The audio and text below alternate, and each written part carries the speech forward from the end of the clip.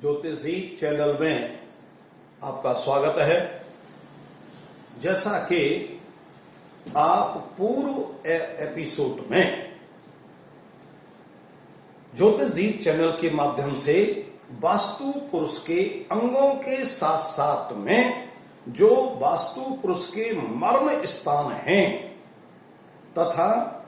जो अति मर्म स्थान हैं उनके विषय में विशेष रूप से बहुत ही अद्भुत चमत्कारी विवरण विश्लेषण सुन रहे थे, क्योंकि प्रत्येक वास्तु के समय प्रत्येक भूखंड में उस वास्तु पुरुष के मर्म स्थान और अति मर्म स्थान का विशेष ध्यान दिया जाता है। यदि वह किसी भी तरह से कोई भी मर्म स्थान या अति मर्म स्थान पीड़ित हो रहा है तो ग्रह स्वामी निश्चित रूप से और उसके परिवारजन निश्चित रूप से पीड़ित अवस्था में रहते हैं। उन्हीं मर्म स्थानों पर किस प्रकार की कोई चीज पाई जाती है या कोई चीज हम बना देते हैं तो उनका क्या जीवन में प्रभाव होता है, ग्रह स्वामी के ऊपर उनका क्या इफेक्ट पड़ता है, आज मैं आपको वह बतलाने जा रहा हूं। इसी भाव के साथ में ज्योतिषदीप चैनल को सब्सक्राइब करें और इस वीडियो को बड़े ध्यान से सुनते हुए लाइक करें तथा इस पर विशेष अपना ध्यान लगाएं कि एक वास्तु पुरुष के मर्म स्थान अति मर्म स्थान किस प्रकार से होने चाहिए, उन पर क्या दोष होने से अत्यधिक पीड़ा कष्ट होता है और उनका शुद्धिकरण कैसे किया जा सकता है। क्योंकि संसार ये अद्भुत संसार है। इस अद्भुत संसार में इस पृथ्वी माता के ऊपर अद्भुत अनोखी चीजें,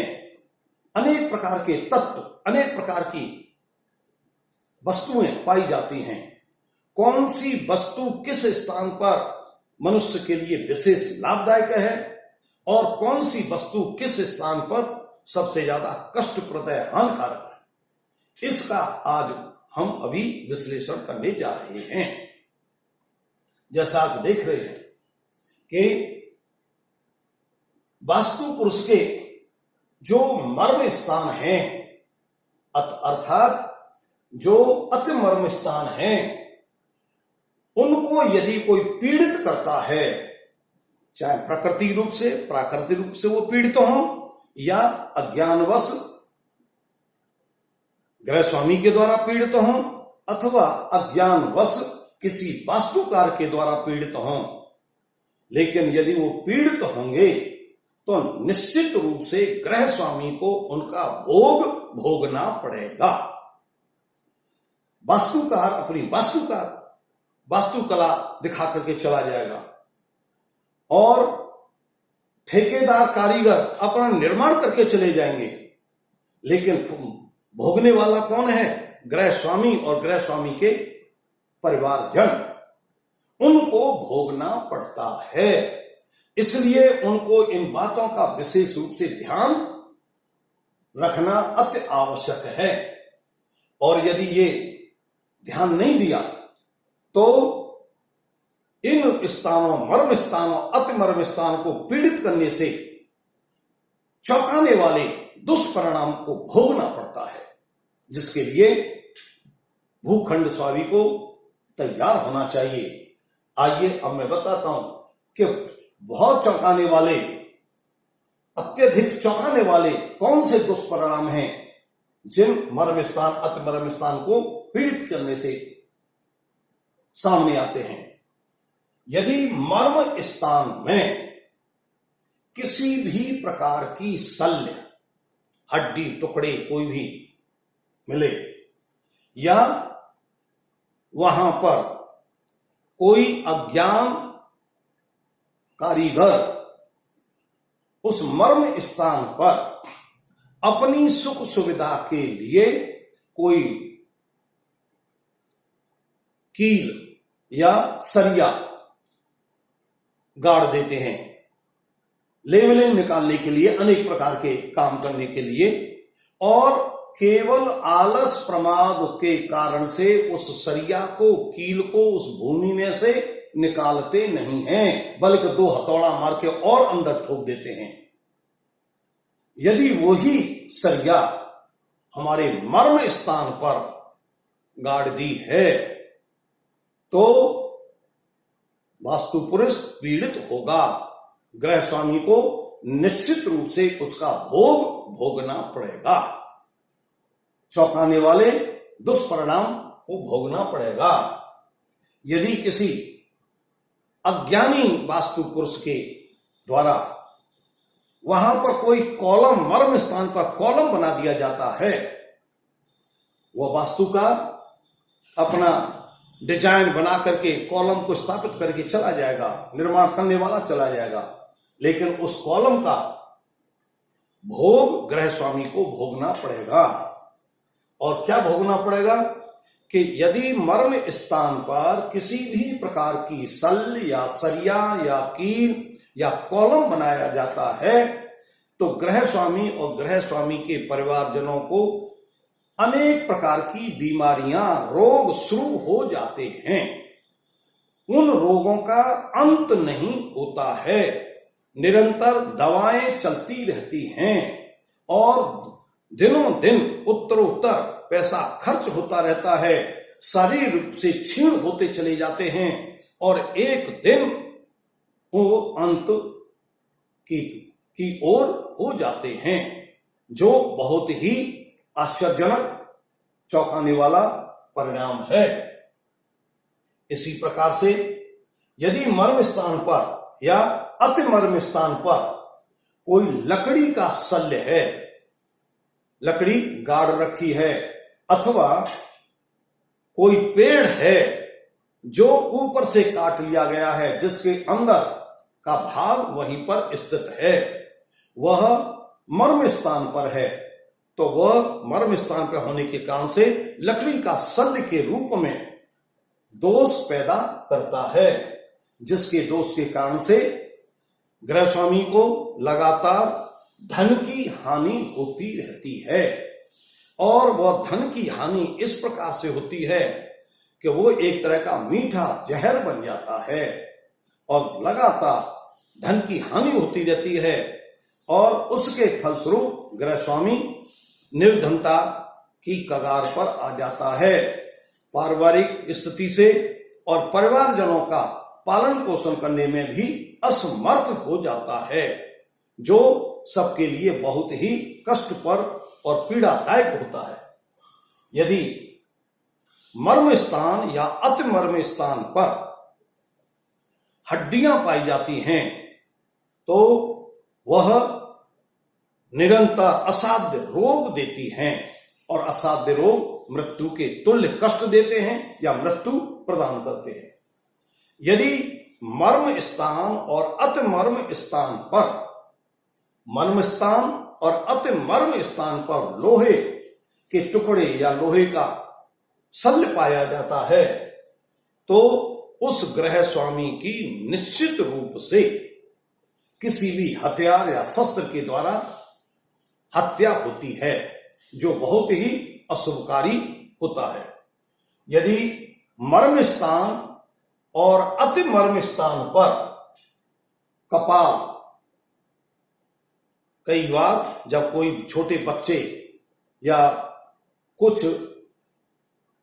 संप्रदायों में जमीन के भूमिगत शव को गाड़ने की प्रथा है, यदि ऐसी भूमि पर वहां कपाल मिलता है मर्म स्थान या अति मर्म स्थान पर, या बाल मिलते हैं, तो निश्चित रूप से गृह स्वामी की बहुत ही अल्प काल में मृत्यु होती है, ये निश्चित है। इसी प्रकार से यदि मर्म स्थान और अति मर्म स्थान पर कोयला पाया जाता है तो कोयला से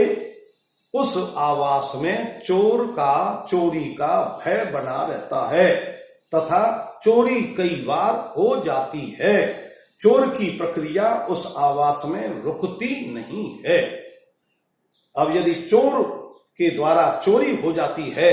तो कितने कठोर परिश्रम से व्यक्ति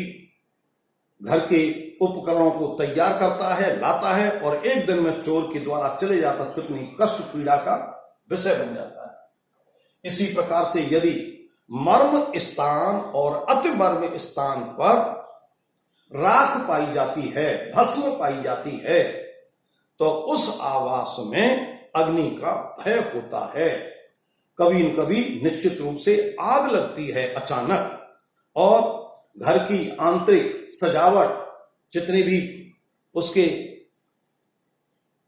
पलंग इत्यादि जो उपयोगी वस्तु हैं, सब जल करके भस्म हो जाती हैं, जो बहुत ही कष्ट पीड़ा का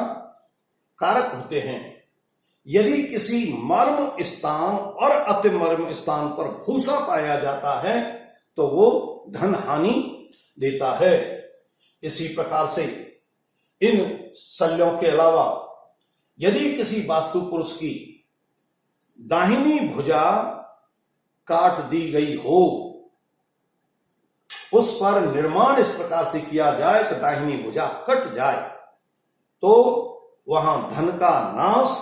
और स्त्रियों में, महिलाओं में दोष पैदा हो जाते हैं, जो एक वास्तु विशेषज्ञ का कार्य है। एक वास्तु विशेष इन बात को विशेष रूप से ध्यान रखना चाहिए। इसी प्रकार से यदि वास्तु पुरुष की बाईं भुजा कट जाती है तो धन का नाश होता है। यदि किसी आवास में वास्तु पुरुष का सिर, जहां सिखी है, सिखी का भाग काट दिया जाता है, बात अपने भूखंड से अलग कर दिया जाता है, तो उससे अनेक प्रकार के धन का क्षय और अनेक प्रकार की बीमारियों का तांता लगा रहता है, और अनेक प्रकार के जो उस वास्तु स्वामी के या ग्रह स्वामी के, निर्माण करने वाले के जितने भी गुण हैं, उनमें गुण जो है वो अवगुणों में बदल जाते हैं। इसी प्रकार से यदि वास्तु पुरुष के पैरों को काट दिया जाता है तो पैरों के काटने से स्त्री दोष और पुत्र का नाश तथा ग्रह स्वामी किसी न किसी की गुलामी, दास बन जाता है। इस प्रकार से ये हमारे ब्रह्म स्थान के 9 पद हैं जो वास्तु कला में सबसे महत्वपूर्ण हैं, और ब्रह्म स्थान के स्वामी ब्रह्मा हैं, और ये किसी भी भूखंड के मध्य में स्थित होते हैं। यदि इन ब्रह्म स्थान को पीड़ित किया जाता है, लेटरिन बना दी जाती है, अथवा कॉलम बना दिया जाता है, अथवा यहां कोई बोरिंग करा दिया जाता है, जिससे ब्रह्म स्थान पीड़ित होता है, यदि वो पीड़ित होगा तो अनेक प्रकार के दोष पैदा होंगे, अनेक प्रकार की पीड़ाएं होंगी। उस ग्रह स्वामी को हार्ट संबंधी पीड़ा होगी, और दिल का दौरा पड़ने से वह मृत्यु तुल्य कष्ट या मृत्यु को भी प्राप्त हो जाएगा। इसलिए एक श्रेष्ठ ज्ञानी वास्तुकार को इन तथ्यों का विशेष रूप से ध्यान रखना चाहिए, और अपनी पूरी सूझबूझ के साथ में किसी भी भूखंड की वास्तु करते समय इन तथ्यों को विशेष रूप से ध्यान रखते हुए उसमें अपने धर्म का पालन करते हुए इन स्थानों को बचाना चाहिए, देखना चाहिए, इनका परिहार करना चाहिए, और इन दोषों से किसी भी तरह से मुक्त होना कराना ग्रह स्वामी के लिए बहुत ही लाभदायक और कल्याणकारी होगा। इसी भाव के साथ में कल्याणम अस्तु।